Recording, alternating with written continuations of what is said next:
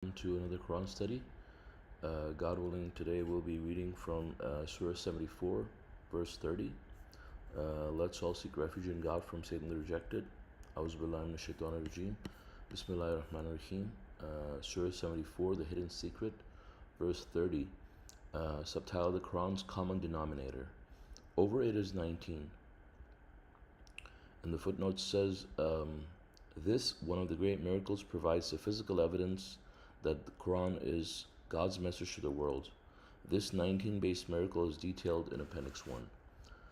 Verse 31, we appointed angels to be guardians of hell, and we assigned their number, 19. 1, to disturb the disbelievers. 2, to convince the Christians and Jews that this is a divine scripture.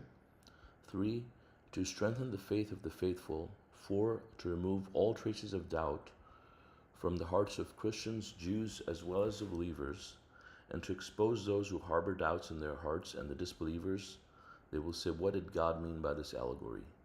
God thus sends astray whomever he wills and guides whomever he wills. None knows the soldiers of your Lord except he. This is a reminder for the people. Absolutely, I swear by the moon and the night as it passes and the morning as it shines. One of the great miracles. This is one of the great miracles. A warning to the human race. For those among you who wish to advance or regress, every soul is trapped by its sins, except for those on the right. While in paradise they will ask about the guilty, what brought you to this retribution. So we see here in these verses, as we know that this chapter is titled The Hidden Secret.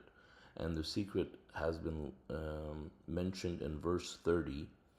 It says, over it is 19. And we know that 19 is, God's signature on the universe and on the scripture, the Quran, and we have the physical, tangible, mathematical evidence that points to the fact that this Quran is a word of God and everything in this book is divinely authored by God. And this is a great reassurance for us, and at the same time it brings an awesome responsibility for us, because greater miracles bring greater responsibility. And it does serve a lot of purposes. I mean, as we can read in verse 31, it says to disturb the disbelievers. So it really disturbs the disbelievers because they cannot stand the fact that we have physical, tangible evidence that points to things that they don't believe in. For example, the end of the world, the messenger of the covenant, Quran being the only source of guidance, and so many other things, right? And so and it exposes those who harbor doubts in their hearts, obviously, because they don't understand it, they get confused by it, and they cannot grasp it. As well as the Christians and Jews, it convinces them that this book is from God, obviously. And for the believers who already believe in the Quran, it removes any traces of doubt, and it strengthens their faith, as it says, and it strengthens the faith of the faithful. So people who believe that Quran is from God, it really strengthens their faith and really brings certainty. If you truly understand and go through all the facts of the mathematical miracle, it will bring you to certainty. It will definitely bring you to certainty. And nothing. And so as I was listening to one of the Quran studies, the Messenger of the Covenant was talking about how we no longer are like, this is no longer an era of faith. We're living in an era of proof. We have physical, scientific evidence from God. We don't need faith anymore. We don't need blind faith to believe in God. We have mathematical, scientific proof now. And this is the great thing about the Quran's mathematical code. Obviously, none of this would have been possible. Now, as you can see, the mathematical code is clearly listed out here in verse number 30.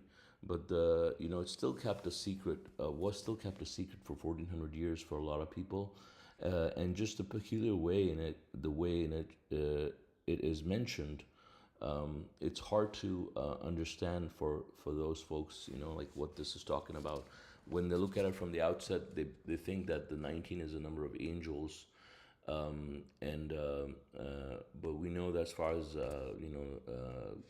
God talking about the angels, God says there's one angel whose name is Malik, who is in hell, but who guards hell. But other than that, the number is not talking about the number of angels, and God says obviously it's not definitely pointing out to all the number of angels, because the angels are so many they do not even know how many they are, right? So that can't be 19 either. And so this is referring to the Quran's mathematical code, with obviously the details that are mentioned here to disturb the disbelievers, to convince the Jews and Christians. So how would the number 19 convince them, right? Because it shows to them that, this book could not be authored by anyone other than God, because, the Quran's mathematical code is easy to understand, but it's impossible to imitate, And so you can think about it now. I mean, we have, we're in an era where we are able to see literary compositions, even by computers, right? So you have computers, artificial intelligence that is able to articulate words pretty well. They can write movie scripts, articles, stories, songs, things like that, right? So if you task something like this to and train artificial intelligence to write something, even, it could not do that, right? And definitely humans, it's clearly beyond their ability, right? And so even with the computers, they will not be able to create something like this. It's just too impossible, And but this is God, and so that shows us that how this is authored, only authored by God. And God says, "I swear by the moon and the night as it passes, and the morning as it shines." This is one of the great miracles, right? And so we understand that when the messenger comes with something, he sends a miracle as a proof of his messengership. And then when a new messenger comes, he gets a proof that's equal or even better, right? And the Quran is this is one of the great miracles, the ultimate. And in another place, the Messenger of the Covenant calls it the ultimate miracle, right?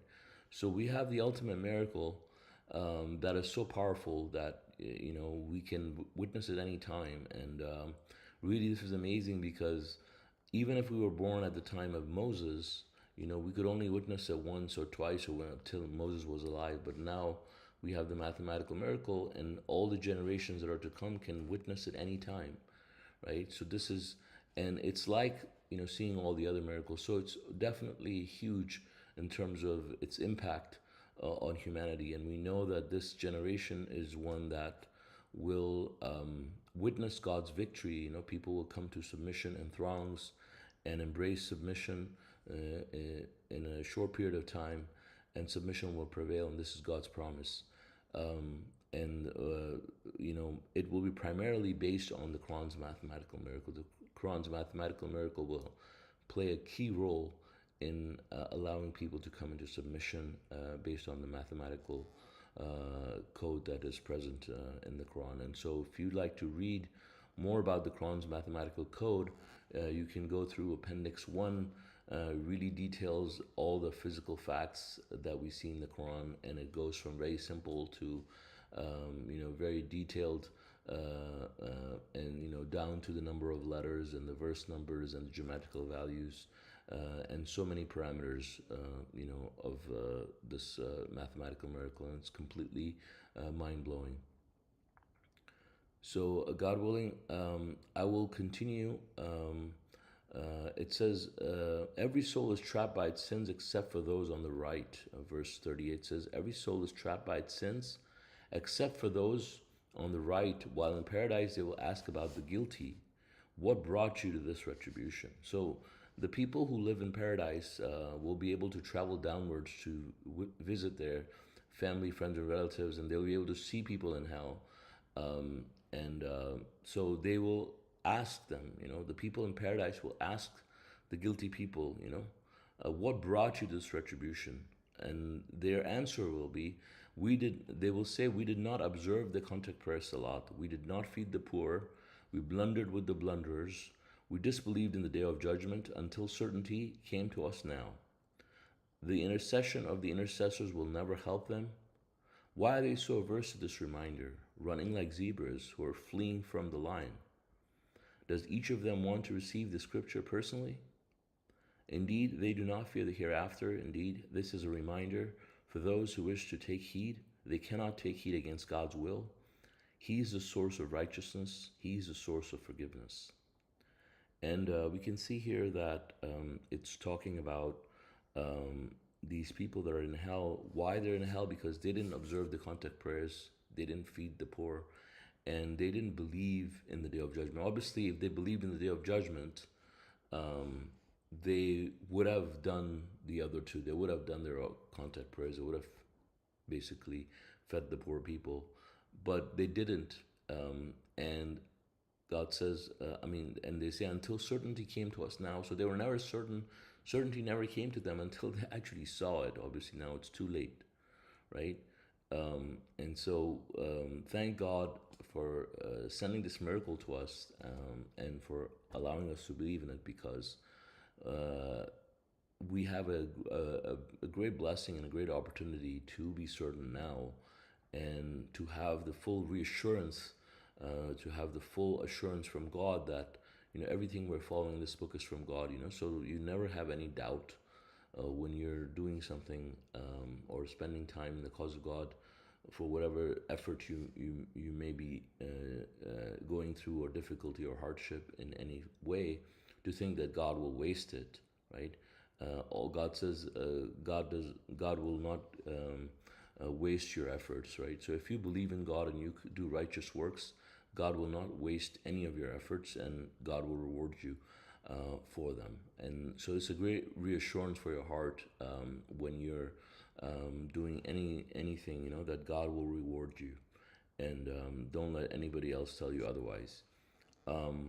So God says, why are they so averse to this reminder, running like zebras who are fleeing from the lion, right? So now zebras are really frail. They're beautiful to look at, but they're very frail as compared to the lion, and they're scared of the lion. And when the lion approaches a zebra, you can see how fast the zebra, runs for its life, right? So they're basically, and this is an allegory that God is describing to us to understand how these people avoid learning about the Quran's mathematical code, wanting to do anything with it. They don't care about it, and you can see that as you try to tell other people about it, people around you, people would just avoid it, and shows how they just want to run away, because they're not destined to believe, they're not meant to be guided, because their hearts do not believe in the hereafter. If they did believe, God would show them the miracle, and they would be on the right path, But the thing is, the prerequisite is to believe in the hereafter, really not just give lip service, and this Quran will help you have greater certainty about the hereafter in that respect, and will help you to be on the right path and stay on the right path, if you believe. But they run away from the message. They avoid it, just like the zebras, fleeing from the lion. They're literally running for their lives when they see the lion, right? And they're afraid of it.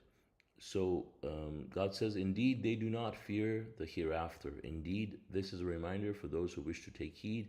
They cannot take heed against God's will. He is the source of righteousness. He is the source of forgiveness.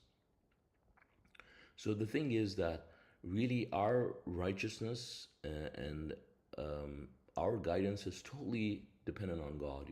If someone thinks they're so smart to be able to be guided, they're really idolizing themselves at this point, because God is the only one who guides us. He's the only one who guides people, and it's not based on someone's education or someone's IQ that they think that someone could be guided, right? It's totally dependent on God. And so if God wants anybody, He can just take away your guidance just like that, and you'll be lost. And so anybody who even is able to think about it, they're not able to think about it unless God wills them to, right? So this is why God says in verse 56, "Do not take heed against God's will." He is the source of righteousness. He's the source of forgiveness. So if God is the source of forgiveness, right? And God forgives all sin. But if God doesn't, uh, you know, God doesn't will someone to be forgiven at that point based on what they have done and based on what they believe, He will not even allow them a chance to ask for forgiveness, right? So this shows to us that God controls everything. God will then continue reading Surah 75, Resurrection, Al-Qiyamah. In the name of God, most gracious, most merciful, I swear by the day of resurrection, and I swear by the blaming soul. Does the human being think that we will not reconstruct his bones? Yes, indeed, we are able to reconstruct his fingertip. But the human being tends to believe only what he sees in front of him. He doubts the day of resurrection. Once the vision is sharpened, and the moon is eclipsed, and the sun and the moon crash into one another, the human being will say on that day, "Where is the escape?" Absolutely. There is no escape. To your Lord on that day is the final destiny.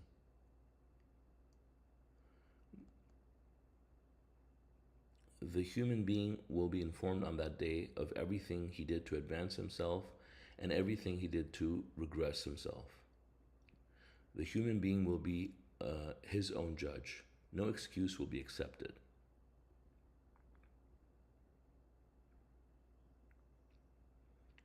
So these verses, are first of all, this chapter of this, the title of this chapter is Resurrection, Al Qiyamah, and so is referring to the day of resurrection. It's titled after the day of resurrection, and these are all the surahs that just towards the end of the Quran, start going into the events of the hereafter more and more, and this surah is definitely one of them.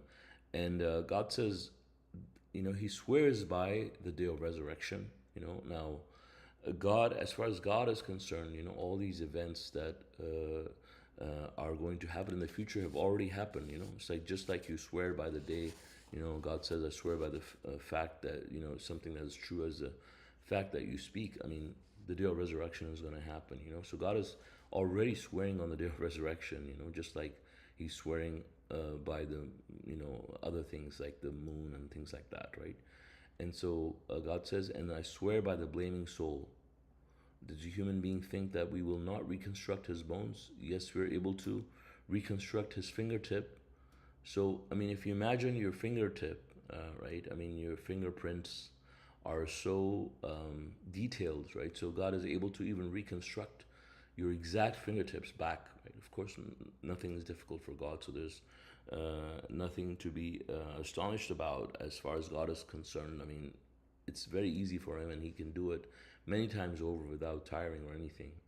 And but God says, He doubts the day of resurrection, um, and He only tends to believe what He sees in front of Him. So because we're not able to see the unseen right now, we're not able to see what happened with the people who have already passed away, that people think that this is it.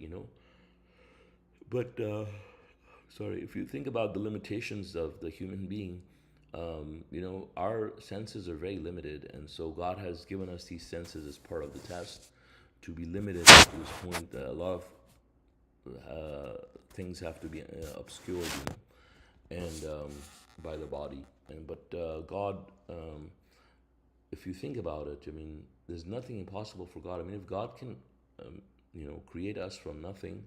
Now we were nothing at some point, right? And now and so when we go back to being dead, it's not impossible for God. It's very easy for God to just bring us all back. And He's doing that every single day with all the plants and all the animals. In fact, with us too, we're being resurrected every single day when we go to sleep. And when we wake up, we are resurrected, right? So nothing is impossible for God, right? But the human being tends to believe only what he sees in front of him. So then for the day of judgment, it's mentioned that once the vision is sharpened, that is, you're able to vision is sharpened, meaning that we will be able to witness everything. We'll be able to see the unseen, all the events. We'll be able to see our soul, everything. And so God says, once the vision is sharpened and the moon is eclipsed, and the sun and the moon crash into one another. So basically, when the moon is eclipsed, in this case, the moon will actually crash into the sun. So on the day of judgment, this will happen as God comes, down to the earth.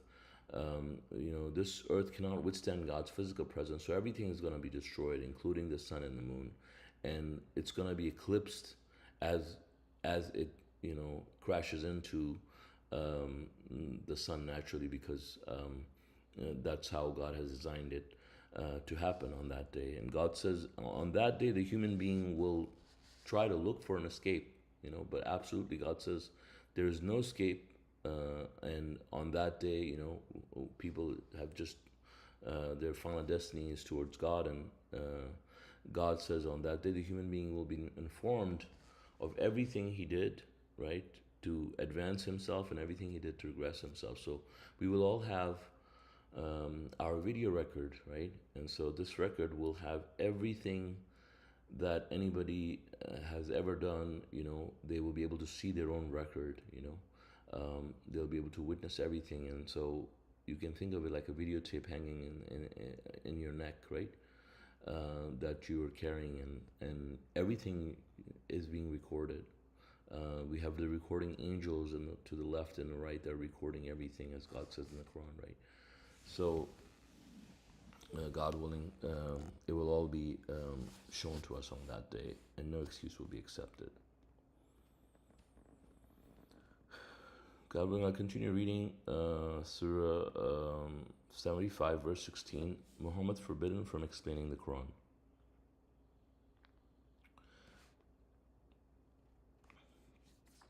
It says, do not move your tongue to hasten it. It is we who will collect it into the Quran. Once we recite it, you shall follow such a Quran. Then it is we who will explain it. Indeed, you love this fleeting life, while disregarding the hereafter. Some faces on that day will be happy, looking at their Lord. Other faces will be on that day miserable, expecting the worst. Indeed, when the soul reaches the throat and it is ordered to let go, he knows it is the end. Each leg will lay motionless next to the other leg. To your Lord on that day is a summoning, for he observed neither the charity nor the contact prayers, salat, but he disbelieved and turned away. With his family he acted arrogantly. You have deserved this. Indeed, you have deserved this. Does a human being think that he will go to nothing? Was he not a drop of ejected semen? Then he created an embryo out of it. He made it into male or female. Is he then unable to revive the dead? And Surah 76, Human Al-Insan, in the name of God, most gracious, most merciful. Is it not a fact that there was a time when the human being was nothing to be mentioned? So, two things here, right? One, we see that verse 16 talks about how Muhammad was forbidden from explaining the Quran. So, God gave Muhammad the Quran, and we know from the Quran that his only mission was to give the Quran to people. He did not come to formulate all these other dogmas and lies that have been attributed to him, things that they believe he has said in the form of hadith and sunnah. These are all man-made fabrications by the Prophet's enemies. And so the only thing that Muhammad was given was the Quran. The only hadith that he was given was the Quran. The only hadith that he preached to people was the Quran itself. There's nothing else. And God calls the Quran the best hadith. And for that reason, it is mentioned in the Quran that, do not move your tongue to hasten it. It is we who will collect it into the Quran, and it was we who will explain it. So Muhammad was not prohibited from explaining the Quran, and he just preached the Quran over the 23 years period. The Quran was revealed to him. That was all he was preaching to people. And the God says, indeed, you love this fleeting life while disregarding the hereafter. So that is most people in this world, right? They're running after the hereafter. They're doing, they're working so hard, working tirelessly to do whatever they can to just, make money and establish themselves in this world. They're willing to go to any lengths for that, right? But they're not willing to do anything for their hereafter. And they just think that everything will magically work out, or they don't even think that it will happen, right? So, but God says that indeed, when the soul reaches the throat and it is ordered, let go, he knows that it is the end. Each leg will lay motionless next to the other leg. Then to your Lord is on that day is a summoning. So, once we die, then really everything is just out of our control. And at that point, if you're righteous, you go straight to paradise. But if not, you just end up in a continuous nightmare that ends up in you waking up in hell, right? On earth, literally. And then after that, people just go to hell. And but these are the people that, God says, who are those people, right? And these are the people who didn't observe the charity, they didn't observe their contact prayer salat, and they acted arrogantly with their family, and you will find that a lot of people will do that, especially when it comes to the worldly life, going for the worldly things. Everybody's just selfishly, concerned about themselves and trying to get as much, hoard as much material wealth as possible, the worldly life, and they're disregarding, the hereafter. And this life that is just fleeting so quickly, right in front of our eyes, they're just crazy, running behind it, and they're not just, and they'll never be satisfied, right? But the hereafter is there for us.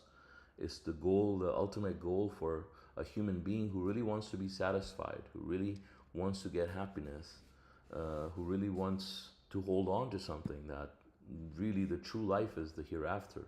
This world is just an illusion, as it says, a fleeting life. Like, you don't understand like how fast this life goes. You think that it's a long time, but it's really just a very short time. And when it ends, then there's just regrets for people who didn't prepare for the hereafter. So, but for any righteous soul who truly believes in it, we have to work hard.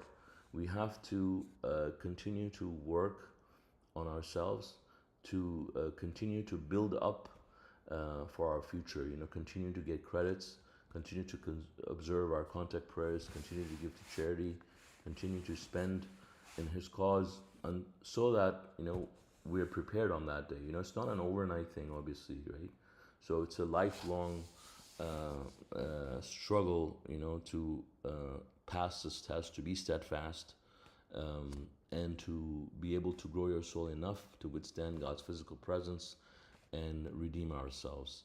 But God says, these are the people who did not believe in the hereafter, those that are ending up in hell.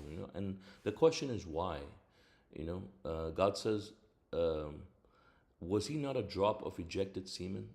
Think about it. If you think about the whole process, the journey through which a human being comes into this world. Right now, we're this full human being, with limbs and sensory organs and everything. But at some point, we were nothing. We were just a drop of liquid, right? And how God makes it possible, right? Only God can answer and explain that. But we witness it. We know that at one point we were nothing. These hands and feet and everything, the eyes and all this stuff did not exist. So who created it? God created it, right? So why does a human think that God cannot do it again? He created it, and He created it. He didn't just make something haphazard, right? There's just nothing. He gave them specific qualities and characteristics. He made them into male and female, as it says, right? So is He not able to revive the dead? Is He not able to recreate the same as, and as it says in the first verse of Surah 76, titled the human. I mean, um that there was a time when the human being was nothing to be mentioned, right? So God did it, So people should wonder, and people should ponder on this fact alone that, I mean, there was a time when they did not even exist, right? You as a person did not exist as far as this world. Nobody knew who you were, and you didn't exist in this world. You didn't have a record of any kind, right? Now you exist. So who made it possible? Of course, God, right? Um, so why do people think that they cannot be brought back? You know, and so this is a question that people have to ask themselves if they're doubtful about resurrection, because there's really no reason why God is not able to bring us back, and God says He will. This is His promise, so we better believe it, and we better work towards it. So God willing, we're not one of those people that will end up being regretful. So God willing, with this I will end, and if you guys have any comments or questions, please feel free. Thank you.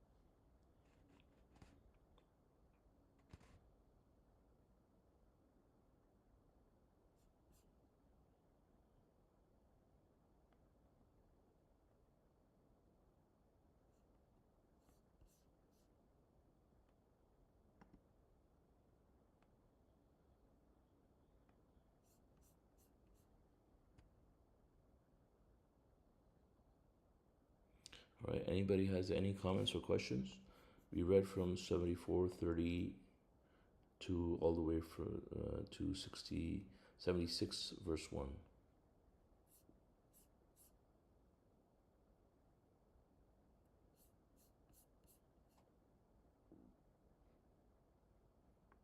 I think everybody's hungry, huh?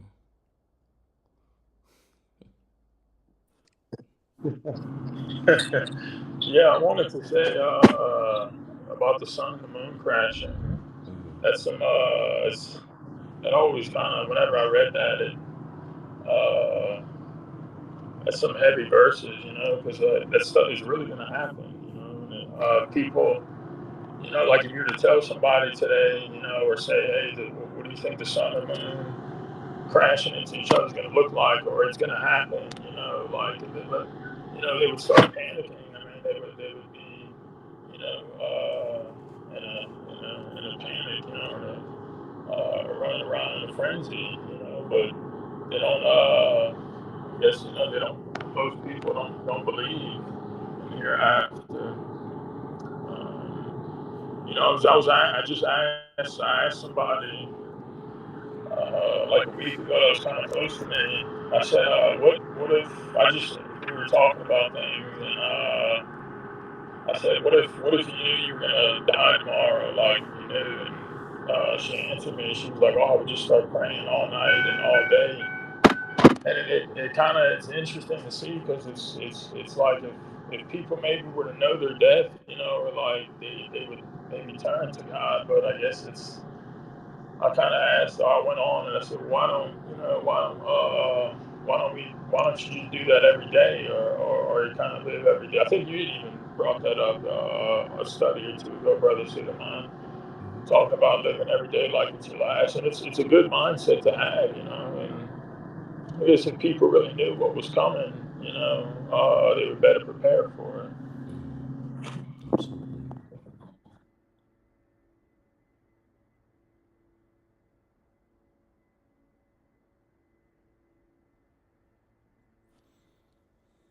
Salāmun Alaykum.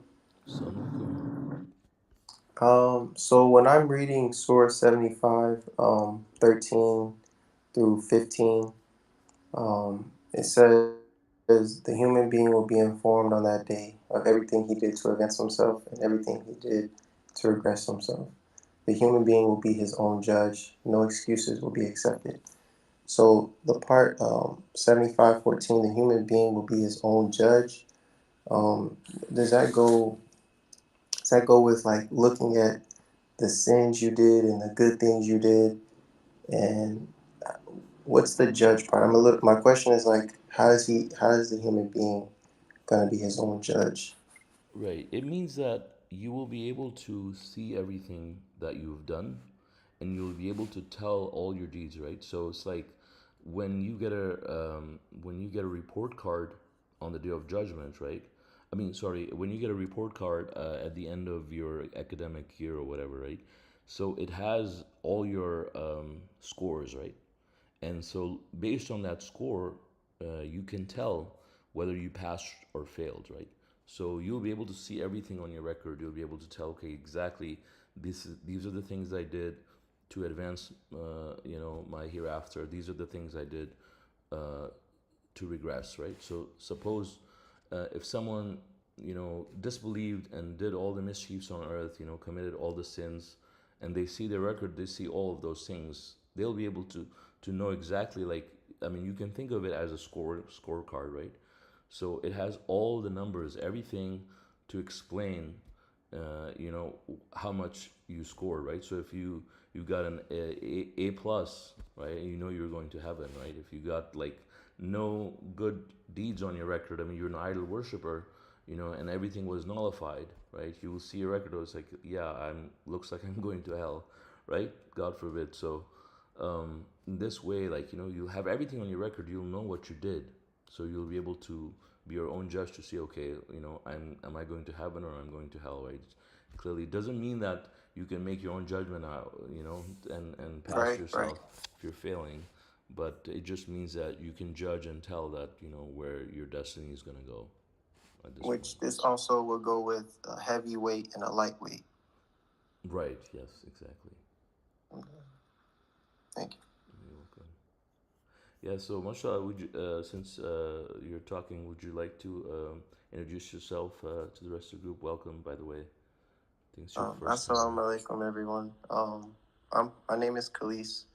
I'm 19, and my father told me to read the Quran at the age of 19, and I kind of got the whole gist of everything everything smacked me in the face. So I started off with the Messenger of the Covenant. I listened to God Alone TV all 50. I listen to them like every day when I'm driving. Um, and I've been praying. I just been taking it slow. Like, I know I'm a new submitter, or a worshiper of God, and I just been going throughout. I guess I'm just kind of nervous to talk to you guys, but at the same time, I'm kind of excited to be here because at work I was like, I kind of want to be in a group with believers, submitters, because I know in the Quran you're not supposed to go in any places that worship other than God. And at work, I still pray, and I used to go in this so I work at Amazon, and I used to go in like this little room when everyone prays, but you'll have some people in there saying things that aren't to God, and I'm like, oh no, I can't keep going in there. So this is what just like brought the urge to want to be in a community of submitters, and watching all the videos on God Alone TV from Dr. Shah Khalifa was kind of cool. So I just got the full gist of the Quran, what he tells you to do. But yeah. So that's amazing. Yeah, thank you for sharing. Thanks for having me. Sorry for I'll get better as I get more accustomed to everyone and opening up. But yeah, this is usually how I start off, very nervous, and then I'm more like outgoing. MashaAllah, welcome. Thank you. MashaAllah, brother. We're glad to have you. MashaAllah, welcome, brother. MashaAllah. And you're just 19 years old? Yes, ma'am. MashaAllah.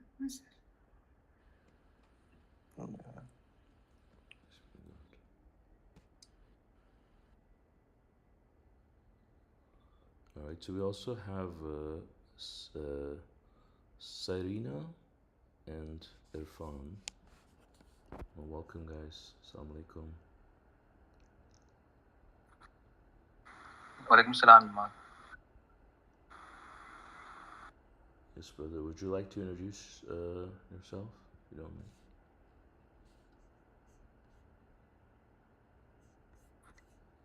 Yeah, Imam. Yeah. My name is Irfan Khan. I'm a submitter. So in 2007, I came to know about the submitter. Basically, I'm from India. Mashallah. So, yeah, I stay in Saudi Arabia. I mean, my job is here in Saudi Arabia. Mm-hmm. Great. Mashallah. MashaAllah. MashaAllah, brother. Welcome. Welcome. Thank you. MashaAllah, welcome. And Sarina, are you able to talk? Okay, probably not. All right. Yes, she's able to listen. Okay, no problem. And God willing, next time. Okay. So yeah. So So if go ahead. Yeah, go ahead. yeah, I wanted to just give a quick response to the brother Khalid's question regarding like human beings judging themselves, as he might have listened to the Quran studies by the Messenger of the Covenant. He also explains like we will be able to see the size of our souls. Right now we are growing, inshallah. We are getting, with every prayer, we are getting bigger in soul, but we are the same in body. But yeah, inshallah, we will stay the same in body. But the size of the soul grows, and then on that day, those who were idol worshiping will be like disabled children. They will be born in the hereafter disabled, and they can't tolerate God's greatness, and they have to run away from God. But those who grow in soul, they will be big enough to stay by God's side, inshallah. So the size of our souls shows, like somebody is like as small as a cat, and somebody is as large as this Arizona state. So yeah, that's all Okay. about, yes, the size of our souls, inshallah. So also, like talking more on that, Dr. Shah Khalifa, he spoke on God being equitable, and say, for instance, someone gets birthed and they're disabled, they're not really able to, get down and do contact prayers, but he says that they go straight to heaven. So that's an immense mercy, but it's like, do they go automatically to the higher heaven, or like? They go to lower heaven. I mean, if the thing is that anybody who, well, anybody who dies before the age of 40, right? They go to at least lower heaven. So they still have a chance to like do better. If they substantially grown their soul, they do better. But for example, people who are disabled, like born with disabilities and stuff, or things like if people came down as animals, etc. They're all going to lower heaven. So all the pets and all the animals, all the disabled people, they're all going to a lower heaven. So this is a part of the deal that they made with God to repent. I see.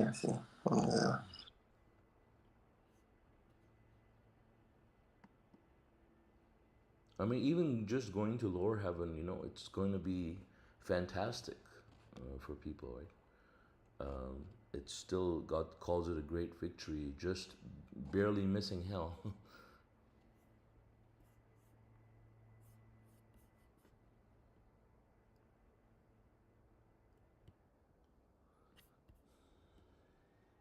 But really, these people were a lot more intelligent than the rest of us, because it is really not that easy, you know. I mean, all these human beings, like including like Hitler and all the worst people in the world, they really thought that they're gonna worship God alone, and of course they'll make the right choice, and they'll make it. But they underestimated, overestimated their own intelligence and their own abilities, and underestimated, the magnitude of the difficulty of this test.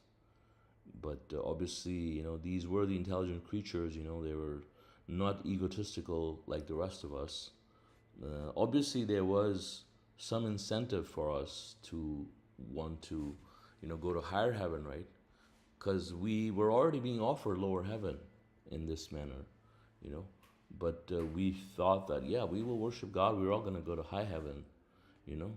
And it kind of shows like how when people like to think about the hereafter, nobody wants to think about just wanting to go to lower heaven, everybody it wants to go to higher heaven.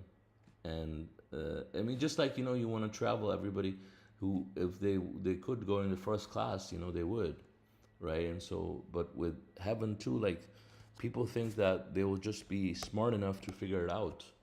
um, and but we humans, like, we thought that of course, we were going to choose God, and it'll be fine, we're just going to worship God alone.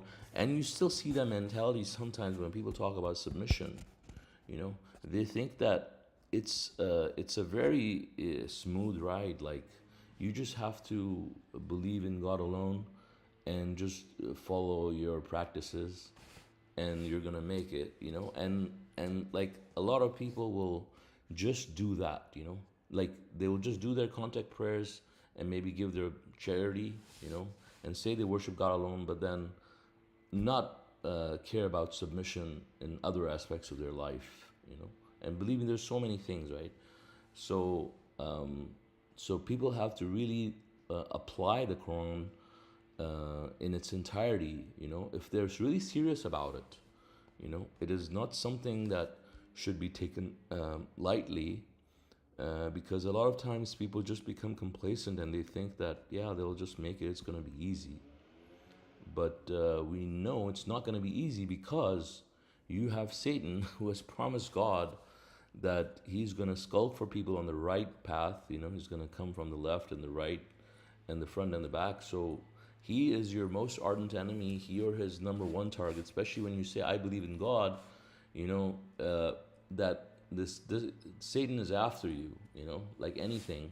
And so you start getting into your tests, you start going to admission tests, and he starts coming at you, starts to divert people, starts whispering into them. And so this shows when, I mean, a lot of times people will come in to submission, and then they'll start slipping up in other different ways, many ways. And a lot of times people don't even realize, but they are with Satan, but they think that they're on the right path. This is what happens to all the hypocrites, and all the disbelievers. They're given companions, the devil companions that are with them. They're given the companions that are so smart, in the sense of just cunning, evil, that they make their companions, they make their human companions believe that they're on the right path, right? And they also believe they're on the right path, right? But they're just so far astray.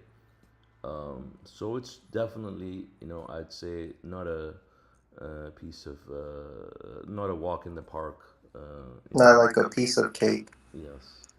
I agree with you mainly because in the Quran it said less from the later generations and more from the earlier generations. So them thinking it's super easy when they're in the later generations.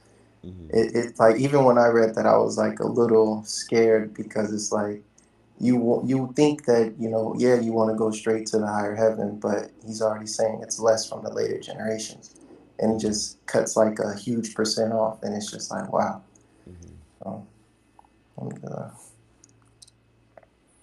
Yeah, I mean, when it talks about the later generations and the early generations, so the early generations, like we could still be from the early generations in the sense that, when the message comes and it's new, uh, a lot of people are persecuted.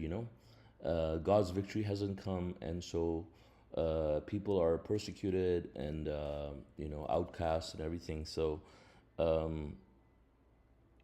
so definitely you get a lot of credit for that, right?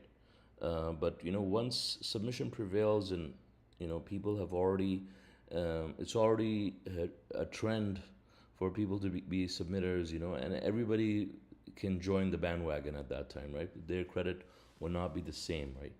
But people who are on this path, when it is difficult to follow, while it is difficult to follow, and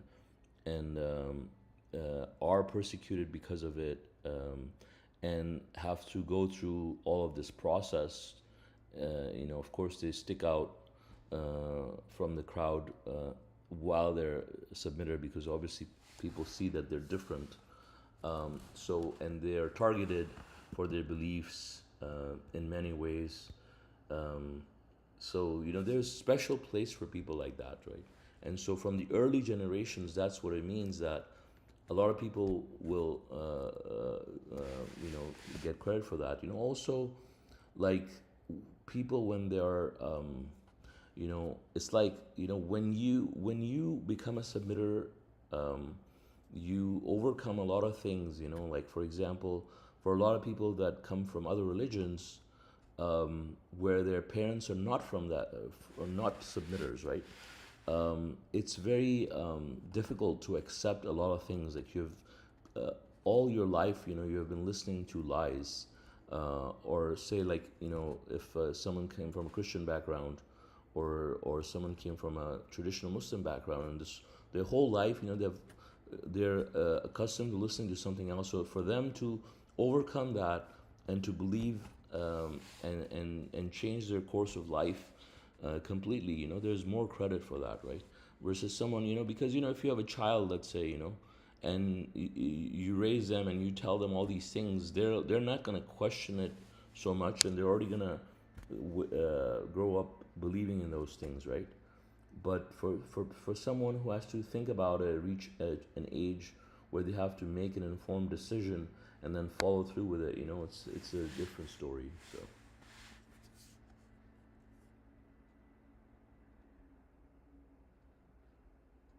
So like, our kids and our grandkids, for example, will most likely be from the later generations, but someone becoming a submitter themselves at this time would most likely be from the early generations.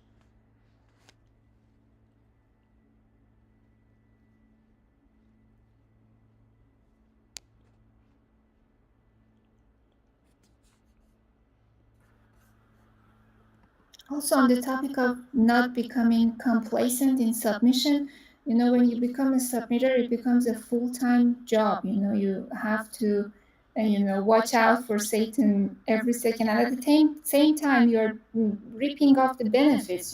God, you feel God, you feel like God is with you all the time, and you see so many signs. I mean, that involves number 19 in your life, and that puts you at so much peace that it's the type of job that gives you so much pleasure, and your life, your worldly job becomes your secondary job. Even though you have to spend time doing that job, you're still thinking of God. You see so many signs, and the peace you feel as a submitter, and when you compare yourself to your colleagues and all the people around you, that gives you strength, and makes you even more interested in being a good employee, inshallah, serving God and being so happy, mashallah. Yeah, I mean, talking about the 19 based signs, I mean, it's amazing because, like, we have been listening to, reading the comments by Brother Khalis on YouTube, and today he decides to join the study, and he's 19 years old, right? And he joins the study, and it's the study that we start with the verse 74:30. Over it is 19, mashallah. So Oh wow. Mashallah, Yeah, mashallah. subhanallah. Oh, mashallah.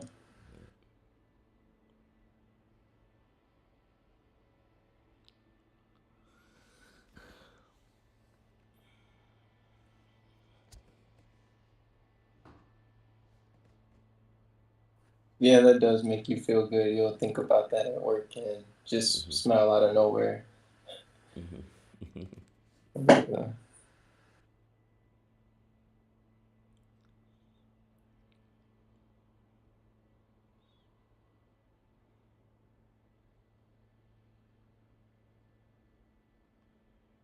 Yeah, mashallah, I still remember when I first became a submitter, a few months after I came to the US, and the flight on which I crossed the Atlantic was flight number 19, from the airline at the time was Continental Airlines.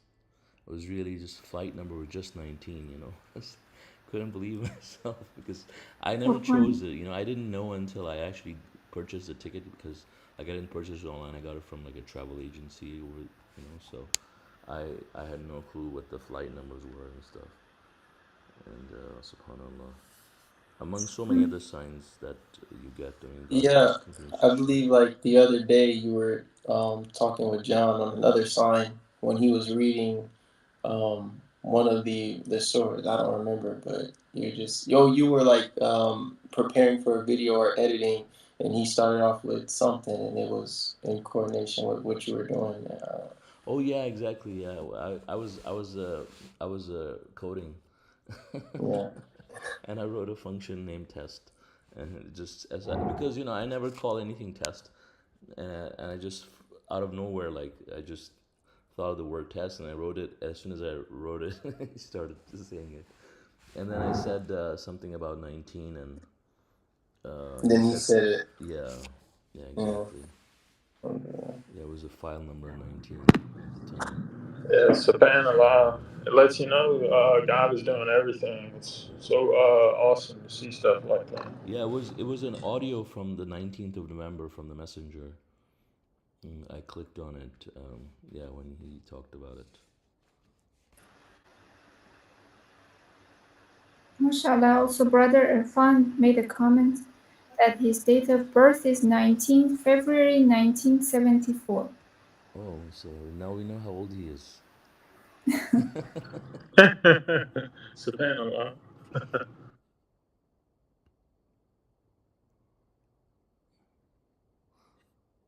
Oh, I think you're the oldest among all of us.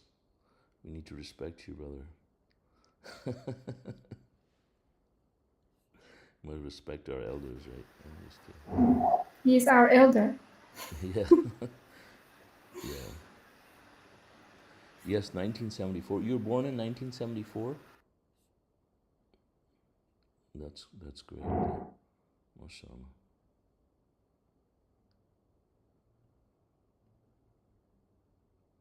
Yeah, and it's your first time also joining the study, right? And we started Surah 74.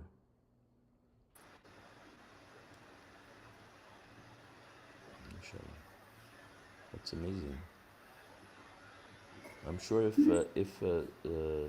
Serena talked, we could also find some interesting 19 based facts on her joining. Mashallah. Praise be to God. Alhamdulillah. So I also wanted to mention like one very interesting submitter's perspective article.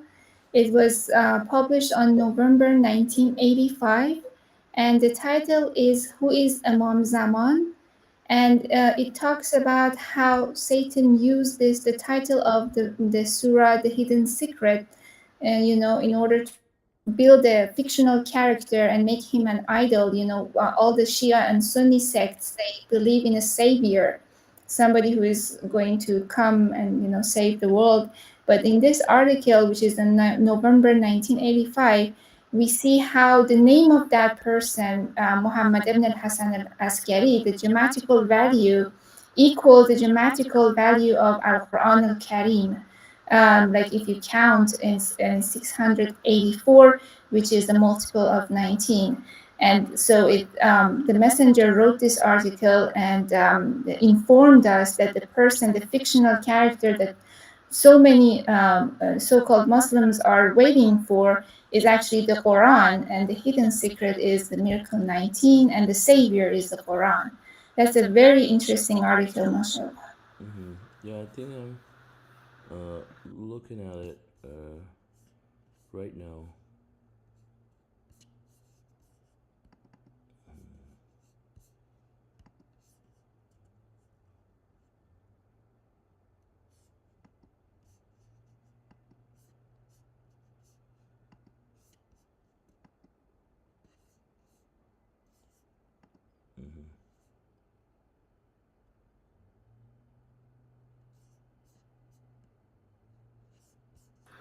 Yeah, mashallah, we have a new member in our Farsi studies, and she translates the articles, some of the articles selectively, so that we can get to read it. And it was very enjoyable to read this for all the Shias, in the country I come from, Iran, that believe in this fictional character and to reveal Satan's scheming. Mashallah.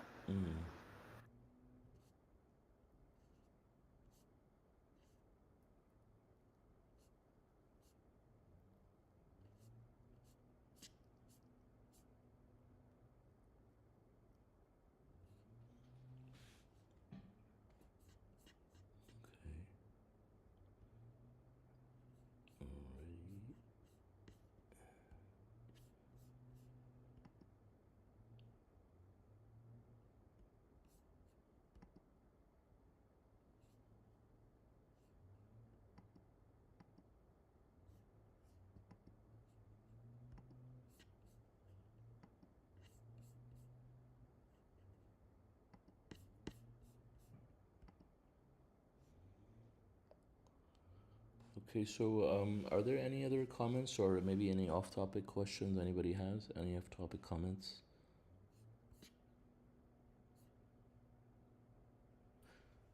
Yes, I do. So just yesterday, I was reading the Quran. So it'll be like it'll be Surah 60, 23, and then Surah 9. I think it's Surah 9, 23, and like Surah 60. So what God says is you're not to befriend the disbelievers, even if they're your parents or your siblings. And then Surah 60, he says he says I don't want to say anything wrong, but He I'm does not enjoin you for befriending those who do not fight you because of religion and evict you from your homes. yes. Right. So my question is, if I have a family member that believes Jesus is God, what are my actions when it comes to being around that family member?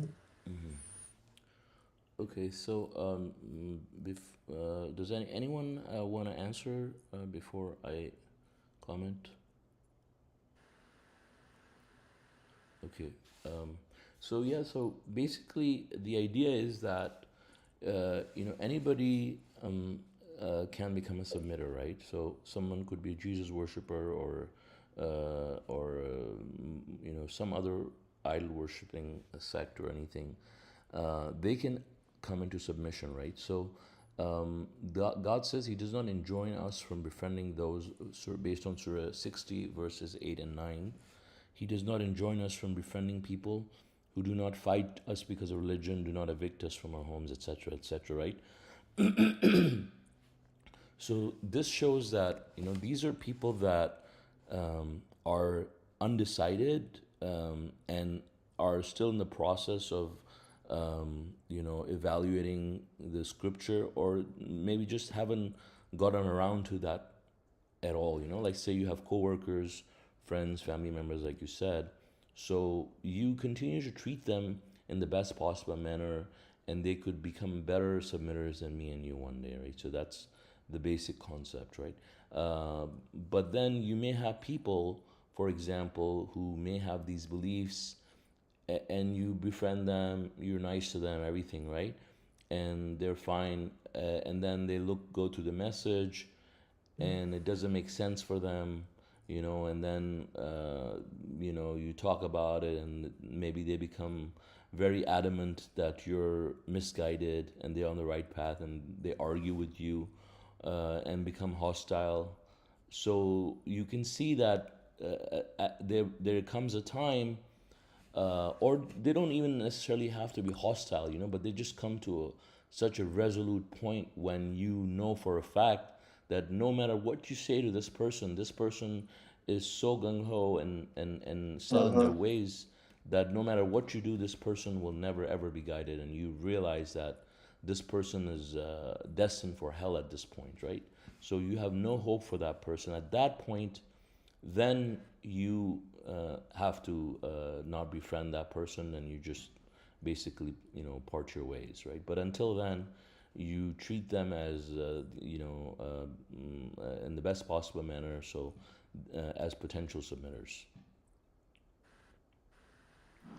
Yeah, mashallah. I wanted to piggybacking off of what Brother Suleman just said. You might even be faced with a decision. As he said, you give someone a message for a long time, and I mean, you really look for everything, try to argue for this person, but after, like as in my case, I was tested.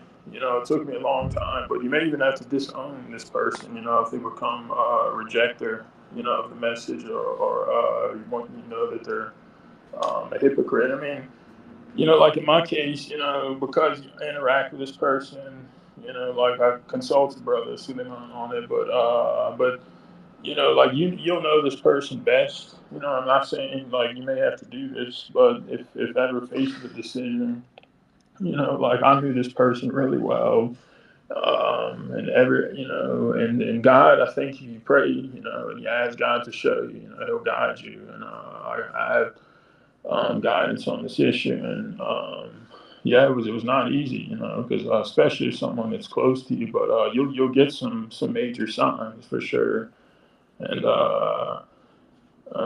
yeah, I think even the messenger had put in one of his footnote headers, run for your life, because they could end up infecting you with like doubts or disbelief, or if you show them something, like in my case, and they try to go to another translation just because it doesn't suit, them or how they're living their life.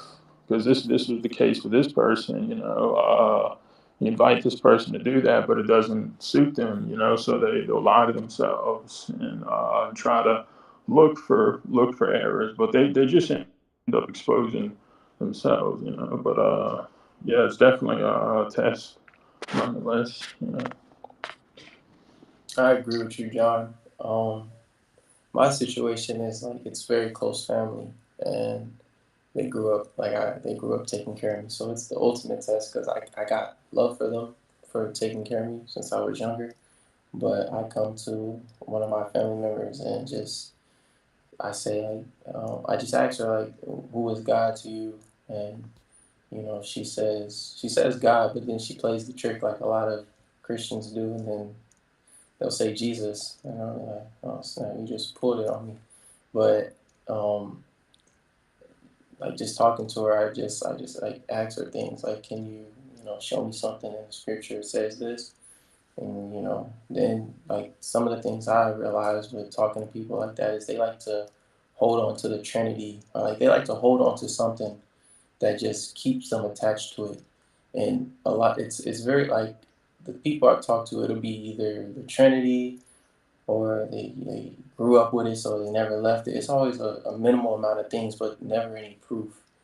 So I just know the main thing, as God says, is don't befriend disbelievers, whether they're siblings or parents. So, like John, it's an ultimate test for me because I got love for them, but God has said they're inflicted with things like as you even said, John, that they have like they're plagued. Well, you didn't say that, but they have something to them that could get connected to you, and that's a scary thing because God even says you could be transgression. You would be transgression if you befriend the enemy. So it's a scary thing. It's something that I'm definitely tested on.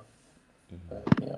Right, brother. Mashallah. Yeah, and the Trinity, just I wanted to say this. I mean, it didn't even come around. It came from some woman, I think in the 1800s, and it's not even in the Bible. It's just made up. I mean, there's even parts of Christianity that oppose the Trinity, but yeah, you try to show these people like it's proof after proof, or that they're really just following conjecture or falsehood. But I guess they're just so attached to it.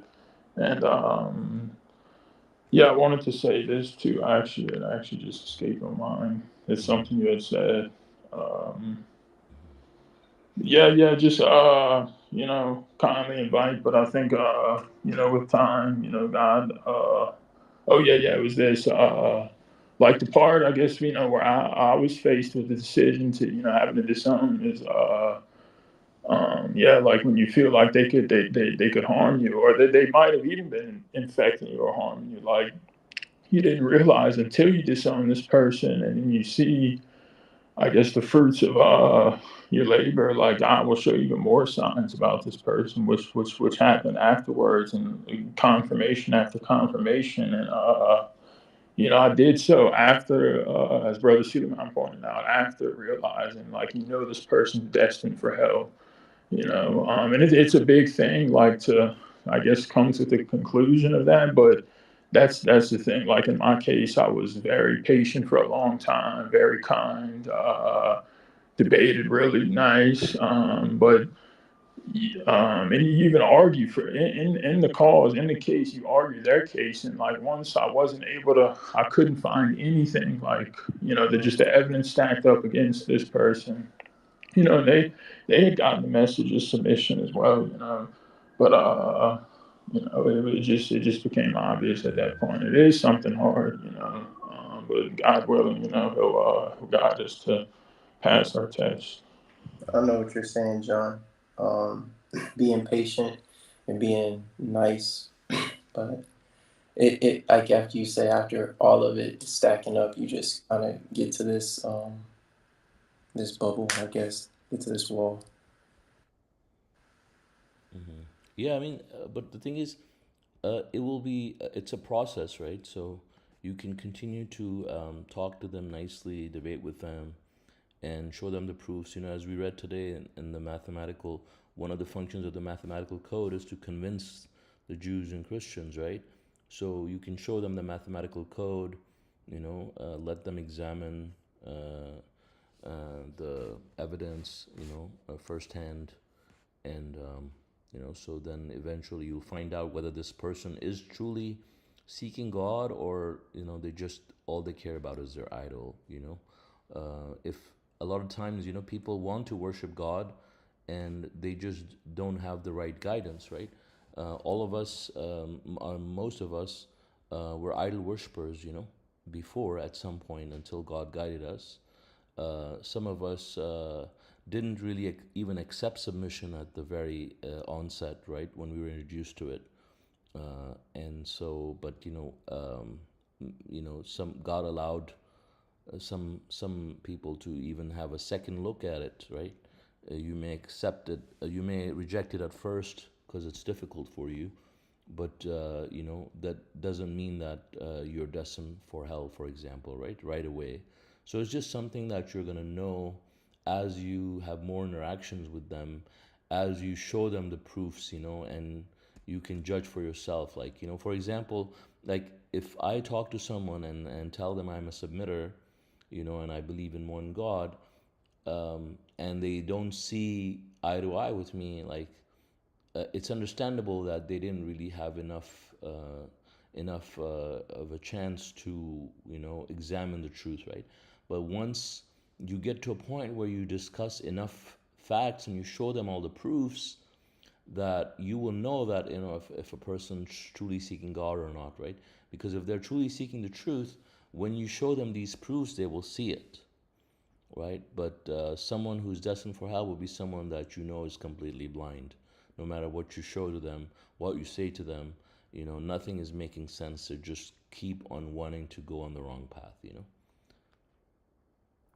Right, mashallah. Or like they argue with you, That's the thing that had gotten me to the point of it's just this person's arrogance, because like there's been a few people that are like close to me as well that are still, as you were saying, they're taking good interest in it. They're not argumentative, but that person I was referring to earlier, like repeatedly, it's just gotten worse and worse to the point of like, okay, it's beyond help, you know. Like if you're gonna sit there and like get, you know, argumentative or stuff, then I'm you know, I don't want to help you, you know. But yeah, if they're open and stuff, like you said, you know, and even though they might not be able to see, like in my case, you know, I was got a message early on, and I didn't. I guess I didn't fully accept it. I didn't really. I just kind of forgot about it, or not forgot, but just um, Put some it on the interesting side. things. Yeah, some interesting things happened in life, and then finally I came back around after with a whole new reverence for God. Uh, yeah, mashallah. So, so I hear what you're saying. Is it Salãmun? Yes. So yeah, I hear what you're saying. As because I was thinking more on the side. Since I am befriending this close family member, I'm automatically transgressing. But the way you're saying it is like it's more of a time thing. It's not Exactly. automatic. Yeah. Yeah, of course, you have to give them time in the sense that, you know, you have to exhaust all means of talking until you come to that conclusion, right? Like we see in the Quran, like Abraham's father was an idol worshiper, right? But he continued to talk to him nicely until he realized that he was destined for hell. So, and you could see like he was very adamant about not wanting to follow Abraham's way, you know, to the point that he said that if he doesn't stop, he's going to stone him. So, you know, so it showed like how resolute he was in not wanting to uh, do anything with the truth and worshiping God alone. Then he decided, right? Because many people will accept submission when when you put it in front of them in the proper light, right? A lot of times people just you know, believe in hearsay. They just haven't had the chance to examine the Quran, right? They have all the bad precedents set by the so-called Muslims about the Quran or about submission, just so they don't know, right? They don't know what's in the Quran until you show it to them. So, Mashallah.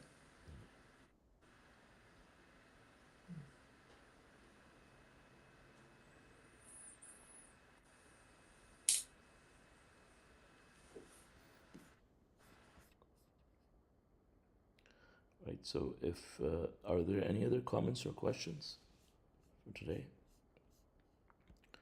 If if not, then God willing, we will end our study. So thank you all for joining.